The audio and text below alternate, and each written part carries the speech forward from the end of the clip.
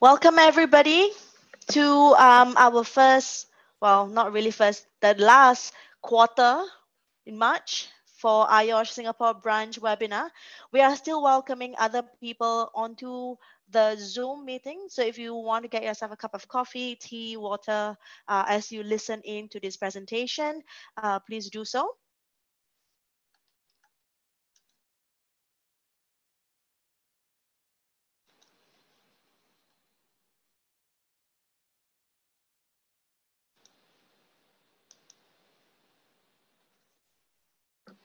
So please just take note that at the moment, your voices, your video are currently being muted. Please make full use of the chat function at the bottom of the screen for any questions that you may have throughout the presentation. So without further ado, I would like to start welcoming all the participants who have joined us this evening to listen in to Dr. Asani.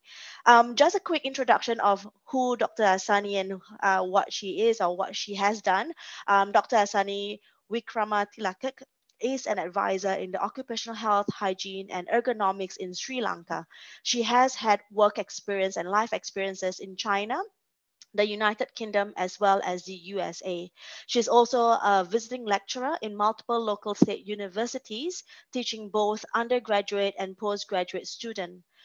In addition, she's also a member of the International Commission on Occupational Health, ICOH, the Society of Occupational Medicine, SOM, in the UK, Institute of Occupational Safety and Health, IOSH, UK, and Global Women in Safety, One Wish. Dr. Asani is also a technical advisor for Workplace Safety and Health Association, Workplace WSHA, which is a private non-profitable organization formed by leading health and safety professionals in Sri Lanka to promote and advocate occupational health and safety in Sri Lanka as well. Dr. Asani has published several scientific papers in renowned international journals and publishes occupational health related articles in leading local newspaper periodically. Dr. Asani believes in collaborating with local and international organizations to improve the organizational health in Sri Lanka, which is currently not well recognized. I'm very pleased and proud to be welcoming Dr. Asani to this webinar presentation. So please join me in welcoming Dr. Asani. Dr. Asani, please go. Thank you, Nurul, for the introduction. Good afternoon to all who are in this part of the world. And I guess it's good morning to everybody in the West. So let me first share my screen. Just bear with me a few seconds. So it's nice to see such quite a number of you participating today.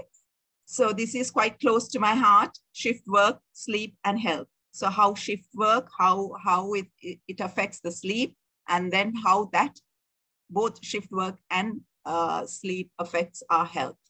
So that's what I'm going to discuss today. So please feel free to ask any questions. So if we start on it, the first thing I would like you to do is just do a self-reflection. Think of yourself. Think of the times you haven't had a good night's sleep. A time where you have kind of jaded, you couldn't remember, you couldn't recall certain things. You know that you have done it, but you couldn't recall. Why was that? And then you have been kind of zoned out. Just think of those times and have you ever thought why that has happened? That there have been times where you have been present in your whole body itself, but mind hasn't been there. So that kind of thing, when our mind is cognitively impaired, we tend to function on an autopilot kind of thing. We don't think rationally, it just comes to us. So that may be because of sleep deprivation. We're trying to catch up. So things have shown us that fatigue to a level of, to a blood alcohol level of 0.05 has a delayed reaction. We have a delayed reaction of about 3 to 5 seconds. But if we are cognitively impaired to a blood alcohol level of 0.05, then our delayed reaction is about 7 to 12 seconds. So sleep effects may induce fatigue, may induce cognitive impairment, and that will delay our reaction time.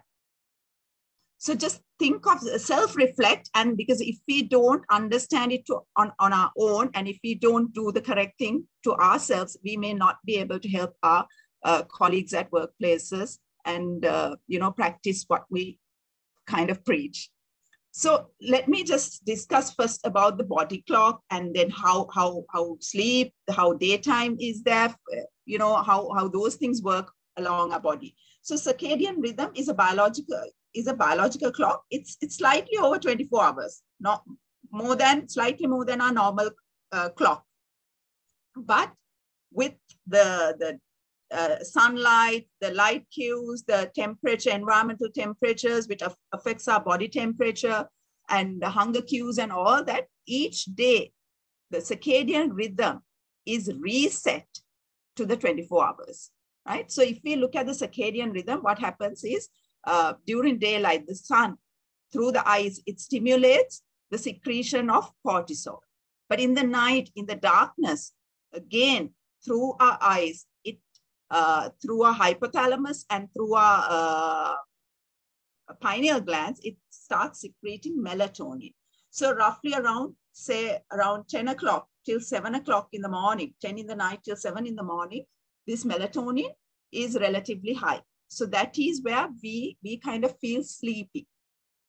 But melatonin does not make us sleep throughout the night. It is just a signal. It tells us it's getting dark, get your body ready for sleep, right? So it will induce sleep, but it may not. So there are other things that come into play for us to have a good night's sleep. So another thing, apart from this circadian rhythm, another thing is the sleep pressure. That is another hormone called adenosine. So when we wake up in the morning, our adenosine levels is at its minimum. But throughout the day, throughout our wake-up time, it gradually increases and it peaks in the night, right? So that if I go to the next slide, you all will see better. I hope you all see my cursor moving. So there is a wake drive where it goes as a cycle from morning till night and the following morning. So a 24-hour cycle occurs there, where in the morning, our wake drive is at its peak, and then gradually it goes down, and in the night, it hits the bottom, and then again, early hours in the morning, it starts to peak again, right? So that is a wake drive. So that happens in a cycle, continuous cycle. Then we have the sleep pressure. Like I mentioned before, the sleep pressure starts in the morning when we wake up, and then it gradually increases over the day. So if you see here, 11 p.m., the sleep pressure is relatively high. And then the moment we start sleeping, that sleep pressure starts dropping. So if we have a good night's sleep, the sleep pressure completely drops. So when the sleep pressure is at its peak and our wake drive is at its lowest, that is the time we have a very strong urge to fall asleep, to go to bed, to sleep, right? But in the mornings, when our wake drive is at its peak and sleep pressure is not increased so much, it's at its minimal stages, that is when we have a strong urge to wake up. So sleep is dependent on the wake drive, the cycle of wake drive, as well as the sleep pressure, right? So some of us may overcome this sleep pressure and continue to stay awake, but there will be, at one point, this sleep pressure, this urge to fall asleep will be so much greater that we may have micro sleeps. We may fall asleep without us even being able to control it. Let me talk a little bit about the sleep and its, the rhythms that goes on in our brain while we are asleep. So there are two types of sleep that we all go through. One is the rapid eye movement sleep, and the other is a non-rapid eye movement sleep. So the rapid eye movement sleep it's what, since birth, it's what wires our brain. So that is why the newborns, the infants, they have more of the REM sleep the rapid eye movement sleep, because that actually helps to wire the brain. So then comes the non-rapid eye movement. So whatever the wires in the brain that has been developed formed, it actually reorganizes the brain with maturity, right? So the maturity occurs over time from infant to adolescent. It happens, and then the rational thinking, the cognitive behavior of the adolescents increase through this non-REM sleep. But also when you age, the elderly have a very lower level of non-REM sleep. So when we go to sleep now, in the earlier, say, when we go to bed, the first stage, the first sleep that we encounter is the non-REM sleep. And the non-REM sleep has a few stages. So stage one is when you just go to bed and try to fall asleep, right? And the next stage is very light sleep. That is the time where your heart rate is reducing, your breathing is slowly reducing, your blood pressure is coming down. So it's slowly preparing your brain to fall into a deeper sleep, right? So the next stage, the following stage, is the deep sleep, where we may not be rousable. Sometimes even if there's a loud noise out, we may be in such deep sleep, we may not even know that. So that is also the last stage of non-REM sleep. So non-REM sleep starts, the stages of non-REM sleep, then comes after the non-REM only, the REM sleep comes. REM is a dreaming stage. That is when you see all your dreams, right? But during REM sleep, you don't, even though you dream, now we see all these dreams, sometimes we may see ourselves running, right? But do we actually run? No. That is because our muscle tone, we lose the muscle tone. So we can't act out our dreams.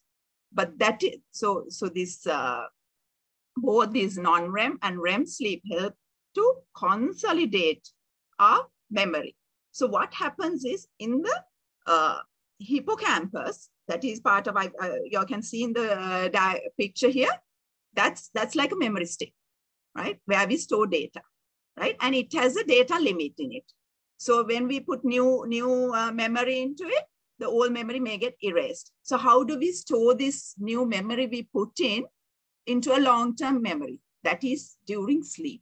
So sleep is important for us to consolidate the new memory that we have formed. So in non-REM stage 2 sleep, this the memory that we have gained, it's not only memory, even the skills. If we have learned something new, a skill, that also, it helps us to, learn the skill better. Sleep helps us to learn the skill better. So that is during the non-REM sleep, stage 2, it is transferred to the prefrontal cortex as a long-term memory storage. And that is when your rational thinking, your emotional well-being, everything.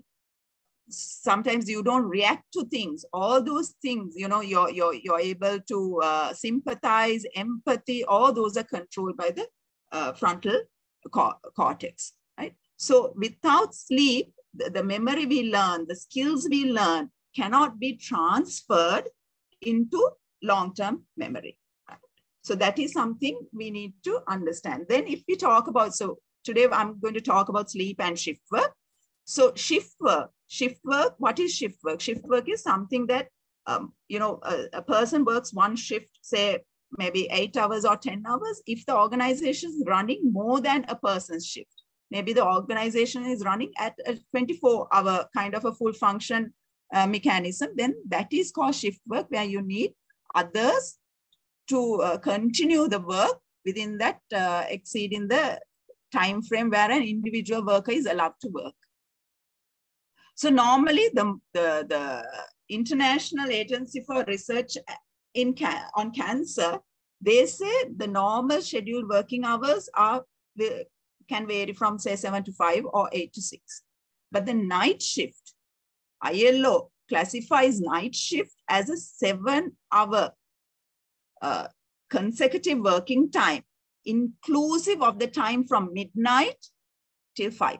So the midnight, from midnight to 5 should be included if we are talking about night shift. But the rest of the 2 hours can be before midnight or after midnight, right? And people may be working on shift work on a permanent basis, or they may shift, morning shift, evening shift, night shift. So they may go on a rotation basis as well, according to what the organization would like to do. Then if we talk about night shifts, so just think about your workplaces and see what type of night shifts you all have if you have night shifts. So the intensity, the number of night shifts, maybe per month or per week, how many do you have to do, right? How many does the organization have for the employees? Then how many are consecutive night shifts where you do back-to-back only night shifts? You know, how many are there? And then do people have a permanent basis or a rotational basis on night shifts? Then after the night shift, what is the duration of break or interval you have before you start on the next shift? Do you have sufficient time for recovery, right?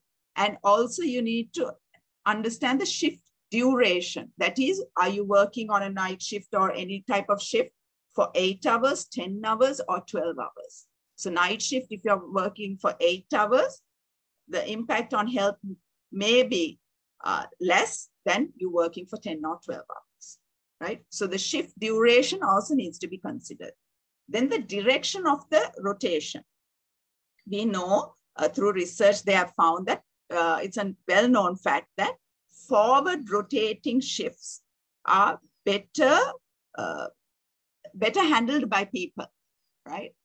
Than backward rotating shifts. When we say forward rotating shifts, it's the clockwise manner where you move from a few morning shifts, then you do the few afternoon shifts, then you move to the few night shifts, right? So that is the forward rotating. Then backward is you do a night and then you go into an evening or an afternoon shift. You go backwards. So that is found to be more difficult for people to adapt than a forward rotating shift, because now in a forward rotating shift, you extend your waking time, right? So it's easier to extend our waking time.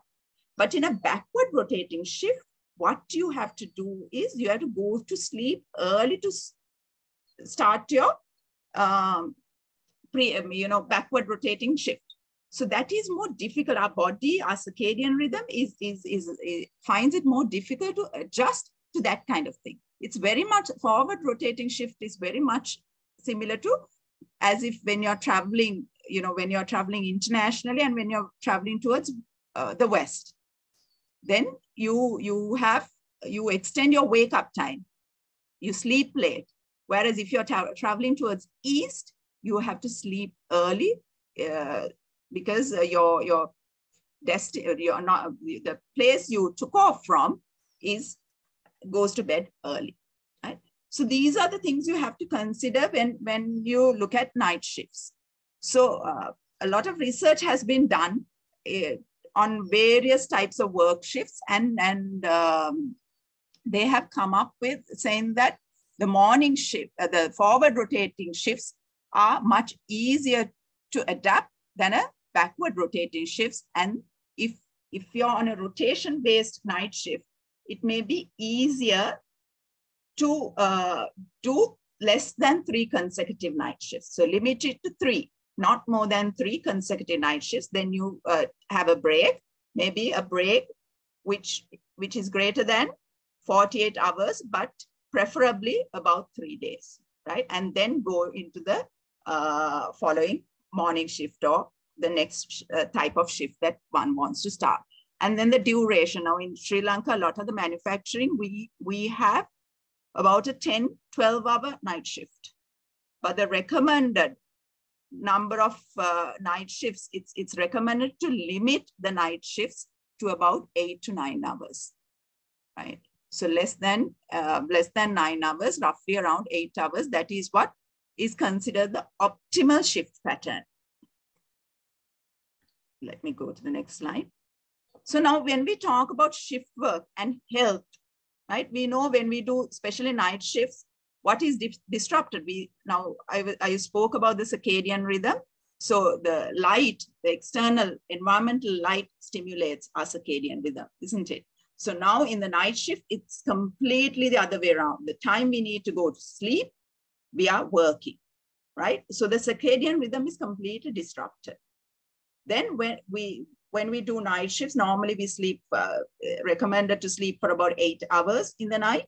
But when we do night shifts, when we are awake for the whole night, we go to sleep during the day, and we may not get a continuous 8 hours of sleep during the day. So we don't have that. We have an inadequate level of sleep duration and even the quality, because there may be so many things going on where we are sleeping because everybody else is functioning as normal, as their normal day. So we may not be able to get a good quality of sleep as well. So inadequate sleep and continuous working in the nights may make us feel sleepy and also may increase our fatigue, tiredness. Okay.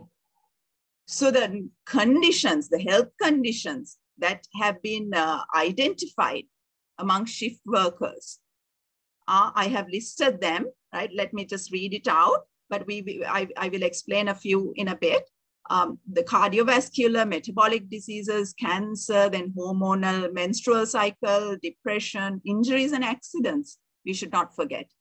Gastrointestinal issues, then vitamin D, even vitamin D deprivation. Why? Especially in a country like Sri Lanka, where we have, it's sunny throughout the year.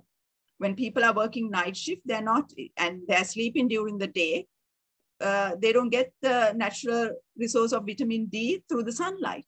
So they're deprived of that. And we have quite a lot of our population as vitamin D, are vitamin D deficient. So vitamin D is extremely important for our immunity. Then pregnant workers are known, who are on shift work, are known to have miscarriages and pregnancy-related other ill health conditions, low birth weights, things like that. So if we go, now we know disruption of circadian rhythm, lack of sleep makes us tired, fatigued. So there are many reasons that make us fatigued. Now, if you look at this battery level, now at this moment, just think to yourselves, how much of a battery level would you be running on, right? Is it still a full battery, or is it gradually depleting? And so overexertion, whether it's physical or mental, it doesn't matter, because both are interlinked, and we should not forget that. So that will cause increased fatigue. Then illnesses, a lot of us know, even after a common cold or a viral infection, we sleep a lot. Why is that? Our body is feeling very tired, and it's a body's way, because sleep helps us recover, right? It helps us rejuvenate. So that is why our body itself adapts so that we tend to sleep more, right? Then fatigue also disrupts our circadian rhythm. Then, and also the vice versa. So disrupted circadian rhythm also causes increased fatigue. So circadian rhythm, like I mentioned before, shift work, then international travel between different time zones. Then if people have sleep conditions, where they're unable to sleep. So those things can disrupt the circadian rhythm. Then shift patterns, continuously doing the same tasks over and over again. Those will increase your fatigue, right? Then, as we know, poor nutrition and obesity also increases our levels of tiredness. Now, sleep and concentration. There are different topics I want to link sleep and shift work with.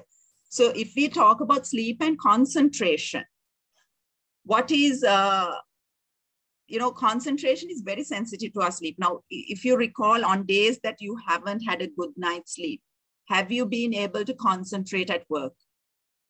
Have you been a little bit slow, delayed in your reactions? So just think about it, So concentration, sleep helps with our level of concentration. Then if we talk about suddenly us falling asleep, right? Where we don't intend to go to bed, we don't intend to sleep, but we fall asleep. Why would that be? So if we are deprived more than 20 hours of sleep, continuous sleep, we may suddenly fall asleep even without our knowledge, right? Without our intentions of sleeping. Then some of us may have even experienced micro sleeps. If on a chronic basis, if we continuously sleep for less than 7 hours on a long-term basis, there are times where the eyes just shut and we completely, fall asleep, isn't it? Our whole mind, body just completely shuts down kind of thing. That is called micro sleep. So in the US, in 2016, they have done a large study with 7,000 drivers. And this is what if you look at this is what they identify. The hours of sleep and the risk of vehicle crashes, car crashes. So the less hours you sleep, the greater risk of car crashes, right? Now, if you think, now here in no way am I telling that drunk driving is better than sleep deprivation. No way. Both are equally bad, but just so that, you all understand how important sleep is in our reaction, in our concentration, all that. I just want to highlight now, if a person is driving while drunk, their reaction time is delayed, but they are not completely shut down. Their mind is not completely shut down. So there will be delays in applying brakes. There will be delays in, maneuvering the vehicle off whatever the potential accident. So there's a delayed reaction, but a reaction occurs. Whereas if you're in a micro sleep, there may not be any reaction. Because you're asleep, you will not apply brakes. You will not attempt to avoid the accident. So that is how it may be quite dangerous, isn't it? So you need to keep that in mind. So sleep is extremely important. So people who are doing night shifts, continuous night shifts, are they sleep deprived? Then how do they get home after work? So these may be certain considerations that the employer has to understand, when you have those night shifts and when you look into the employee well-being. Now, if I talk about cardiovascular risk during shift work as well as sleep deprivation, it all acts very much similarly. Think of a time where maybe you got angry or you got scared. The feelings you had during that time. Because you're fully energized. If you got scared, your body is fully energized to run away. If you got angry, your body is fully energized. It happens automatically. Your body is fully energized to fight, right? So then, for those reactions, your heart rate increases, your breathing increases because the body needs more oxygen. Then your blood pressure also increases. You may start sweating. So the whole body is very much energized, right? It is as if somebody has turned on this button and you're fully hyper.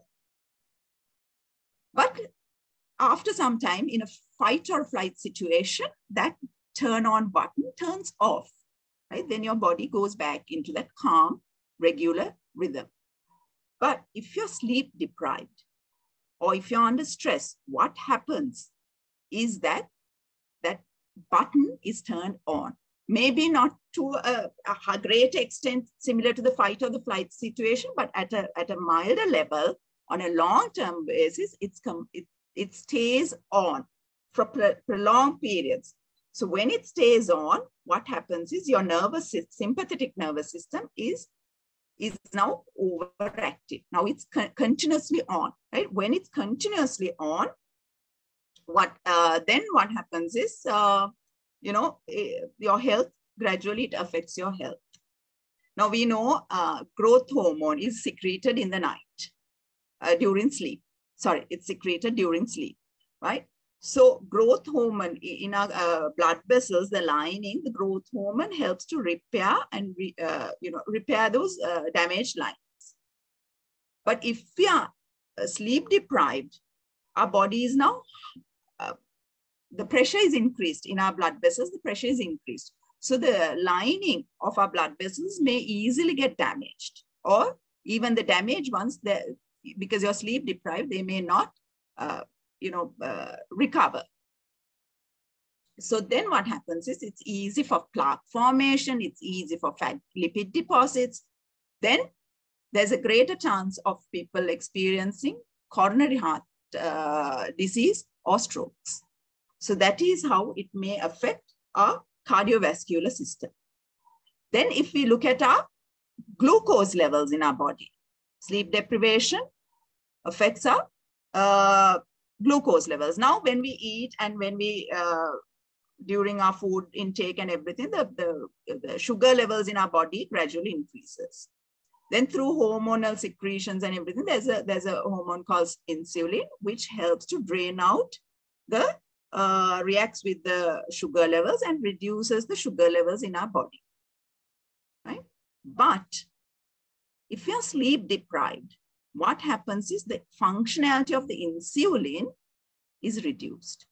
So now the body's sugar levels or the glucose levels, insulin is not functioning to its full capacity. So the body glucose level is increasing. So that is how, if you're sleep deprived for a long time, that may be how people develop initially pre-diabetic stage and then into a type 2 diabetic stage, right? So also sleep deprivation and shift work can also increase the triglyceride and the cholesterol levels of our body. So when we sleep less, obviously, then we have more hunger and food cravings. Then we binge. So when we binge, what happens? We gain weight. We may develop obesity. And when we are a little bit overweight, or when we have had a very difficult night or had a sleepless night, we feel very tired, we are fatigued. Then are we energetic to run around and do actively? No. Then we tend to lead a more sedentary life, right? Again, sedentary life increases your body weight, right? The top graph, I've just put it up there just for you to see and, think to yourselves over the years, how the amount of sleep that we all have is gradually increasing and how the obesity, the sleep that we have had is decreasing and the obesity is increasing, right? So maybe worth to see the link between these two, like I mentioned before. Then sleep deprivation also affects our virility. Then menstrual cycles are shortened. Then people may have miscarriages and subfertility, right? So it affects the reproductive system. Then it may also affect the immune system, right? How it affects the immune system is that, the inflammatory reactions may be increased. So when the inflammatory reactions increase, the risk of cancer may also be increased. So which is why the World Health Organization also, in their 2020 monogram, they have classified night shift work as a probable carcinogen. Right? So now we know, when we don't sleep, we are very tired, and then we sometimes easily fall ill because our immunity is low. So that some of us have even experienced, if we have had some kind of sleep deprivation where whatever, it may be work, it may be travel, whatever, then we are more prone. We have fallen ill much easier than at other times. Then the risk of accidents also. When we are sleep deprived, we are more tired, and our concentration, like I mentioned before, our concentration is reduced. So then what happens is, we tend to make mistakes much easily. Our reaction time is reduced. You may not be able to avert whatever that harm that is happening. You may make more mistakes. Now here, I'm going to speak about how to make yourself beautiful through sleep. So that's why it's called beauty sleep, isn't it? We all need 8 hours of beauty sleep. And that's what everybody says. So now, how do you get this beauty sleep? If you're unable to sleep, when you go to bed, if you're unable to sleep within the first 20 minutes, What should you do? Just toss and turn till you fall asleep? No. Give yourself time for 20 minutes. And if you can't fall asleep, get out of bed, do something very relaxing, and then go back and try again, right? And then everybody says you should exercise, then it helps for you to sleep better. True, but you should be very much aware, because what happens with exercise is it energizes our body. Now the whole body is working very, very hard. The pressure is increased, the heart rate is increased, everything is increased. Where sleep, they have to go down. You have to calm yourself. So will exercising help to sleep immediately? No. So you have to exercise at least 2 to 3 hours before bedtime. So give yourself give your body adequate time to fall asleep. Then if you look at caffeine and other stimulants, keep in mind, when you drink these things, maybe in the afternoon, they have a half-life of 8 to 10 hours, right? So if you drink them in the morning, say at 8 o'clock, so it starts working till 4 in the afternoon. Then the dose reduces into half, but half means that doesn't mean the caffeine effect is gone. No. So it may take another 4 hours, 5-6 hours for the whole caffeine to come to a very low level. So if you have a cup of coffee, a strong cup of coffee in the afternoon, that may affect your nighttime sleep. So be aware of that as well, right? So alcohol. Now, some people think after a drink, you fall asleep better, right? It's a sedative. So you may fall asleep better, but it will not give you a good REM and a non-REM sleep. It will be a light sleep where you will not have a good quality sleep. Again, large meals, similar to exercises. Your body is working very hard to digest, so it's very much energized, and then you may not be able to fall asleep. So again, 2 to 3 hours before bedtime is the best time, right, to have a meal. Then hydration. Hydration energizes us very much. So we very much need hydration. But if we start drinking a lot of water just before bedtime, what will happen? One thing, it will energize us. The second thing is, our sleep will be disturbed because we may have to visit the toilet, urinate quite frequently. Then another thing is having a bath or a wash at night. We know we have to drop our body temperature by at least 1 degree Celsius for us to sleep better. So the heat of our body dissipates through our palms, through our soles, and through our face, right? So when we have a warm wash, so the blood vessels are expanded, so the heat can dissipate very easily through these areas and lower our core body temperature. So that may give us a better sleep. Then weight. Again, we know when we are overweight or relatively in a greater body weight, have a greater body weight, then that again impairs our sleep. So these are a few things that you may have to consider if you're thinking of having a good night's sleep. Then light, one of the greatest inventions is the light bulb, isn't it? But what has it done to us? It has reduced the amount of sleep that we are having, isn't it? So there are different types of lights and, different colors and different wavelengths.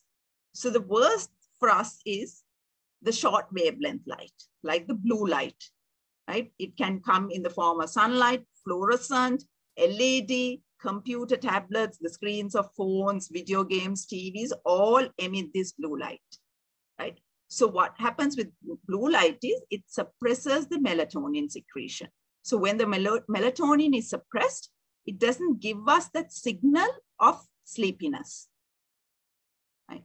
So it's always better in the night to have a more dim, warm, red, yellow, or orange kind of a light, right? So that helps us sleep better, whereas a blue light, a short wavelength blue light, will stimulate us so much that we will find it very difficult to sleep. So, and another way to fall asleep is obviously screen time, because all these screens are emitting blue light and we are constantly being highly stimulated. So we have to stop doing that to ourselves at least 2 to 3 hours before we go to bed. So one way of doing it is having blue light filters. Or now some of these devices have their own blue light turning off mechanism, so that you can use it relatively safely at night without the significant stimulation of the blue light with this that emits out of these devices. Then another thing in the corporate world, in workplaces, I hear a lot is let us enjoy, let us have work and all those things, and I'll sleep when I'm dead. Unfortunately, your lifespan, it may be true because your lifespan may be reduced due to sleep deprivation. So now at workplaces also we look for key performance indexes, isn't it? So the intelligence, we look for effectiveness, efficiency, all these things, emotional stability, all these things we look at.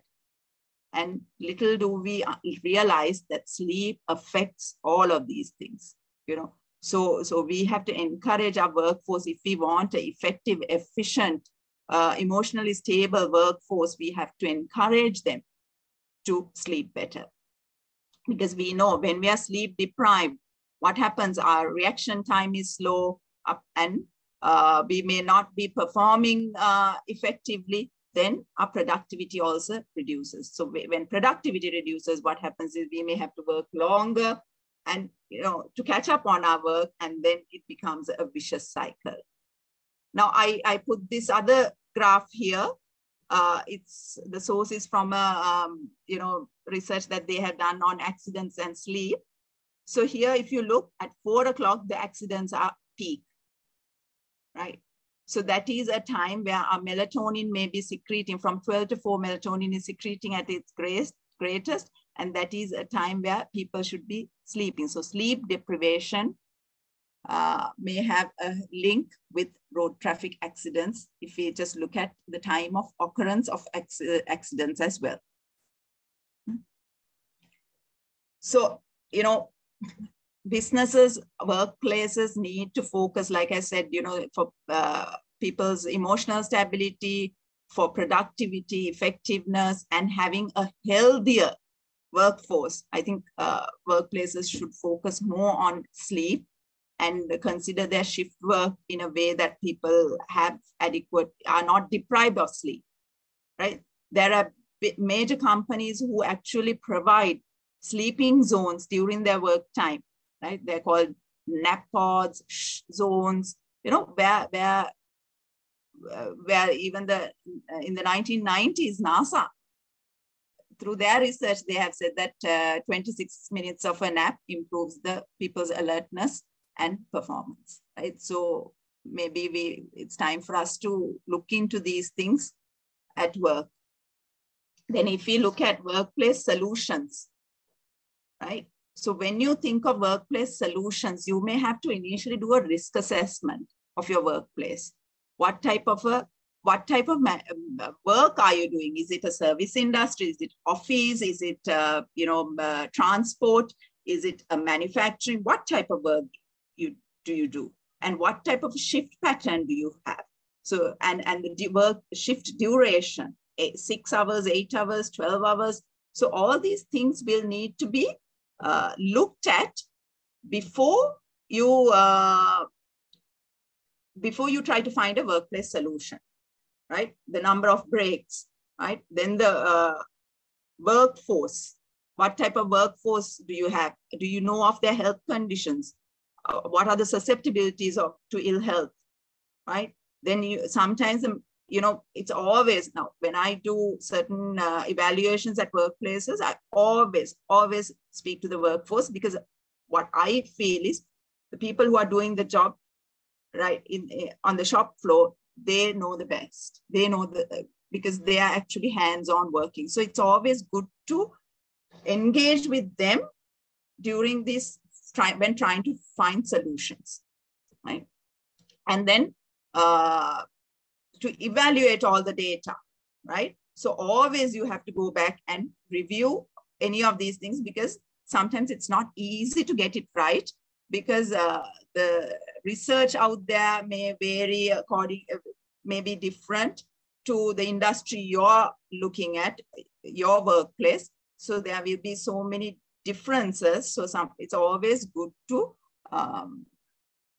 go back and review, and also create a lot of staff awareness, because now in Sri Lanka, what I have found is, right, that people do other things during the day on their night shift, right? So, and also when people do night shifts, when they're tired, when they're underslept, it's like they have a very leaky memory. It's like their memory is a sieve, so they are unable to receive, absorb, or retain any of the memory, any of the education or the skills that they have learned, and implement them. So it's as if it's sieving, it's going through. So we have to be very careful to ensure that our workforce is not sleep deprived or tired. So some of the things that this is regarding workplaces in Sri Lanka. I work extensively with the manufacturing sector. I do consultancy to manufacturing sector. So what I have seen is one solution doesn't fit all, because they have very different types of night shift, right? And the start times may be different, and also the tasks may be different. Even if we talk about manufacturing, the tasks may be different, where some have a very rapid cycle time, where they have to concentrate intensely, and they have to work throughout. They can't have any micro breaks, because the people around them are waiting. So it goes that a few people do the cycle together. So if one is slow, then there will be a backlog kind of thing, So because of that, but whereas some during the night shift, they may not be doing, intense work. They may be walking around, supervising, that kind of thing. Then some may have a little bit of free time where they can adjust their work cycles and take a relatively longer break in between. And also internally, each company has their own, the shop floor workers sometimes have their own practices that they engage in to overcome this sleep deprivation and tiredness, right? So that they may, one person may look into a few areas while they allow another person to rest. So there are these things. And then also what I've noticed is a lot of people who are on night shift consider the daytime as their free time off.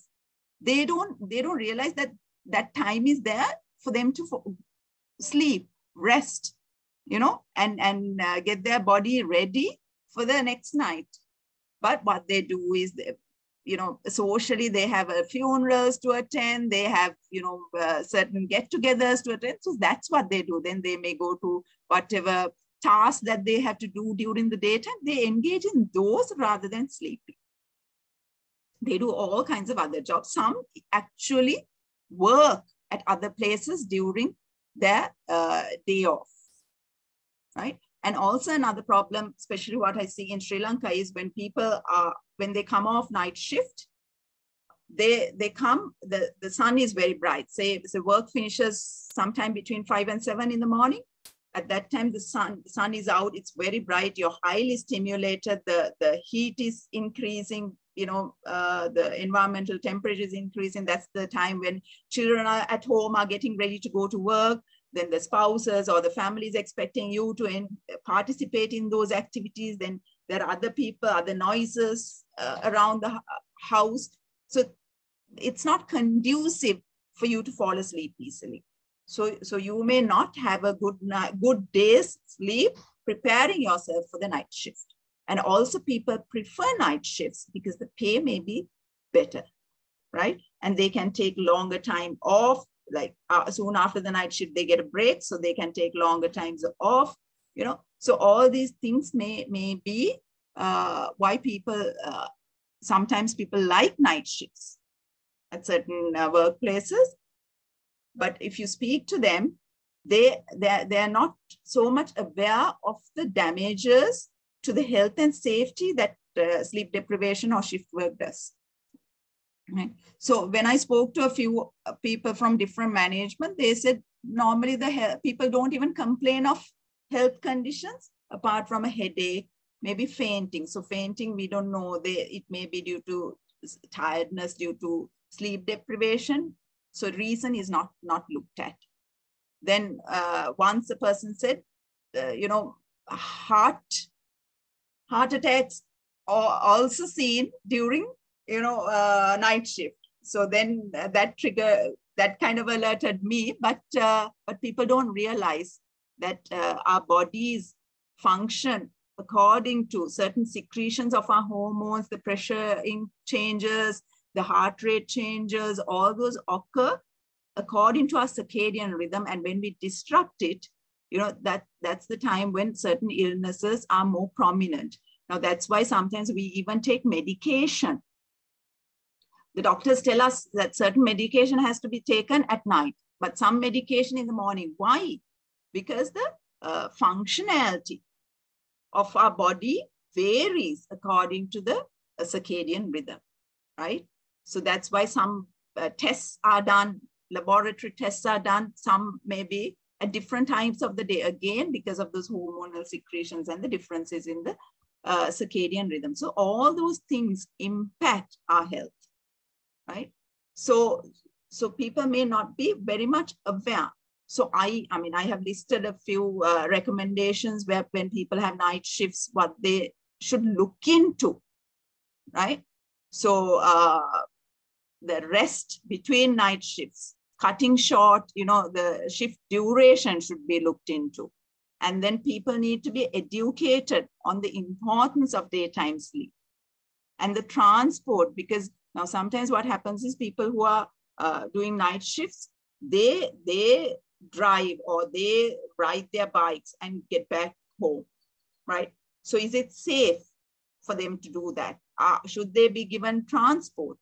You know, these are things that you may have to consider because of the increased fatigue after a night shift.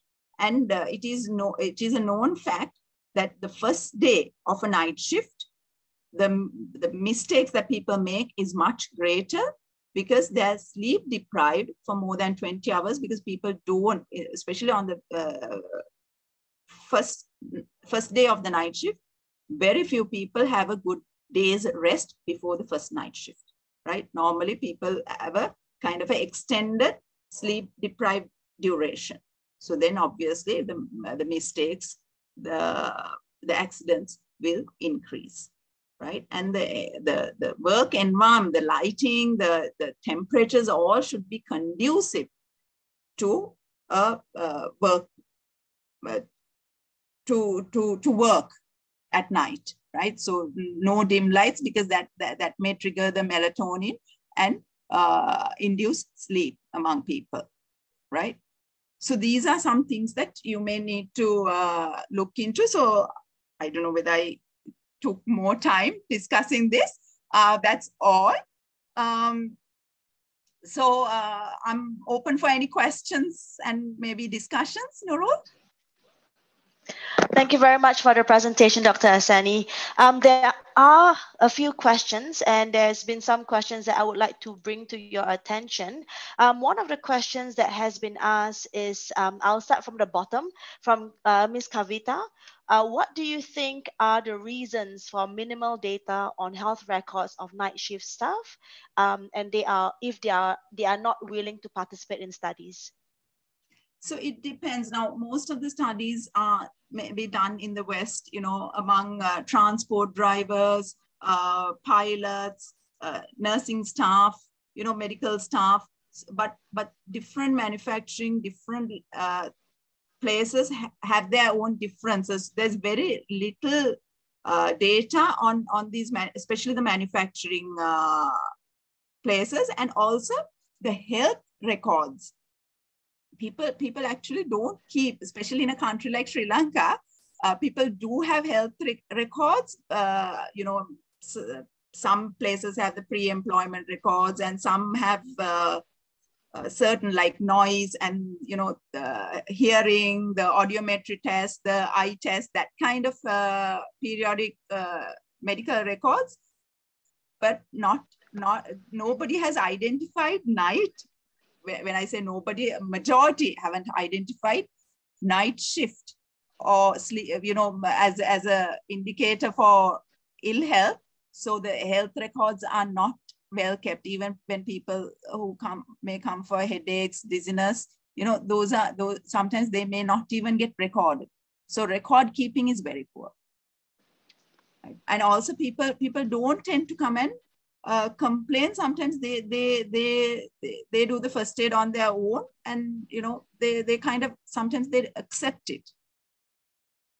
So sometimes people are also not willing to participate in studies. So it may be a combination of all those things. Okay, so thank you very much for answering that question. I've got another question from Amila.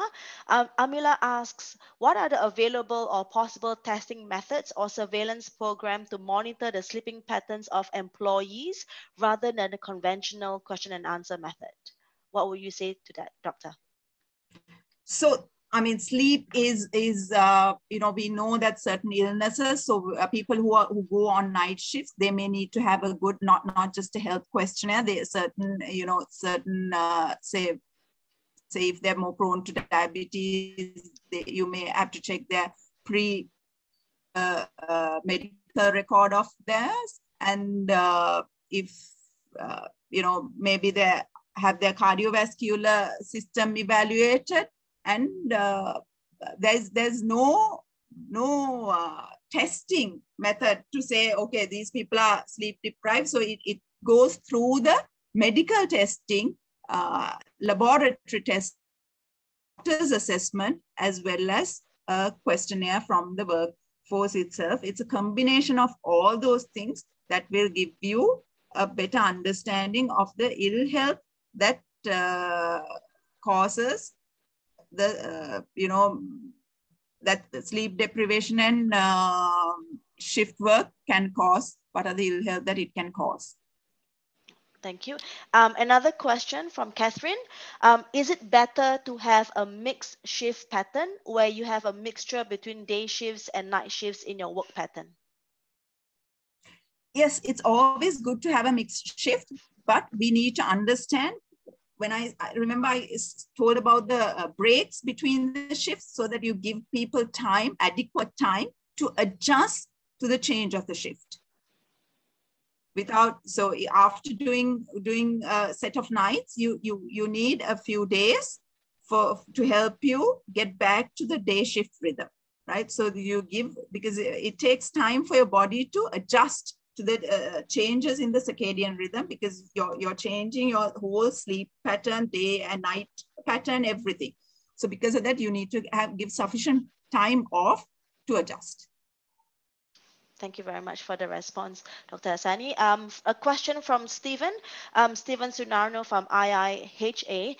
His question is there any validated instrument to measure and identify the sleep duration of each stages in the field situation, i.e. shift workers at remote area?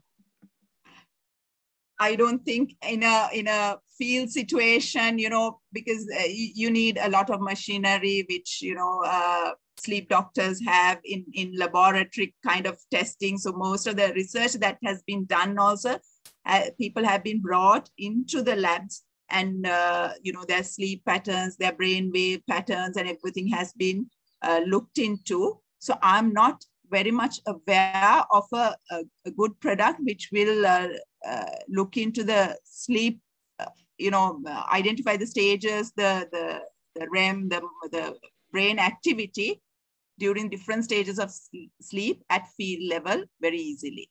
I'm not aware. Okay.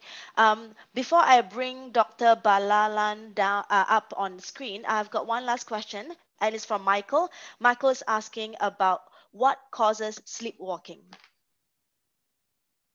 Okay. Somnambulism is sleepwalking. And now remember, I said REM. During REM, you dream, but your muscle tone is reduced, so you can't act out. So sleepwalking does not happen when you're dreaming. Sleepwalking happens during your non-REM stage, right? During your non-REM stage, your muscles are fully toned up and can be activated. So that is how you walk. So that's a completely that's actually that needs to be, you need to go to a sleep doctor. You need to get it evaluated, because you can't, there may be so many accidents occurring, so many other ill health that is associated with this sleepwalking. So that needs to be evaluated by a professional. So I would recommend, anybody who's sleepwalking should be first evaluated by a professional, a sleep doctor, and then, see what it is. All right. Thank you very much for that advice, Dr. Asani. Can I invite Dr. Balala to share? You've raised your hand, so if you could unmute yourself and maybe show your video. Yeah. Thank you. Okay. Thank you very much. First of all, let me introduce myself. I'm Dr. Balala from Brunei. In fact, I'm an occupational health specialist working in Brunei. In fact, I know Dr. Asani and her father, late Professor Hemant. We are very good friends actually. So thank you very much, Dr. Asani, for the very excellent presentation, and it's a very timely. These are the things actually we need to focus nowadays, right? And I would like to actually mention here that usually when we do our accident investigation, these factors are very much important. Actually, now we only look into the instruments, equipment, and environment, and things. These are the very important factors you need to consider. That's what I always tell our HSC officers, whoever I meet. So these are very important. You must not only we have a very holistic approach to identify the root causes, right? Maybe it's somebody didn't have a proper sleep, and they will maybe working maybe in the day or in the night. So they might end up with a accident. So this is very common. Sometimes we overlook this. That's very important. That is a highly. Thank you very much, and I appreciate your presentation and giving this opportunity. I would like to share this book, the monograph which Dr. Hassani mentioned. So you can download it. It is night work, and I think published by the IAC, or the International Agency for Cancer Research. So it's a very useful guidance. Actually, you can read and get all the things. It's not a very scientific, but there are, lay people can understand. Thank you very much. Thank you very much, Dr. Asani. Thank you, Balala. Thank you, Dr. Balala. Doctor. Yeah. Thank you, Dr. Balala. Could you share the name of the book on the chat? So for those who are interested to download the book, they can also okay. Google it. Already, okay. Thank you very much. So before we end off the session, I would like to thank Dr. Asani for an informative session and informative sharing. Also on the topic of shift work, sleep, and health. As the IOSH Singapore branch chair, and on behalf of my executive committee, I would like to thank Dr. Asani Wikramatilakek for your time with a certificate of appreciation. Oh, thank you, Nurul. Got it. Thank you so much, Dr. Asani. So before we sign off, could I request for every one of our attendees to turn on your video so that we can take a picture, group session photo with Dr. Asani. For those questions that we are unable to address now, we will address that and send it via your email. And the copy of this presentation is available in our IOSH Singapore branch website as well. So let me see your smiles, and I'll take some pictures as well.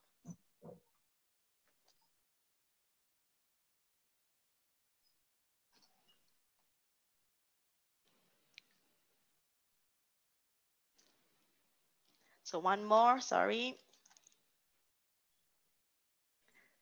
Hold that smile.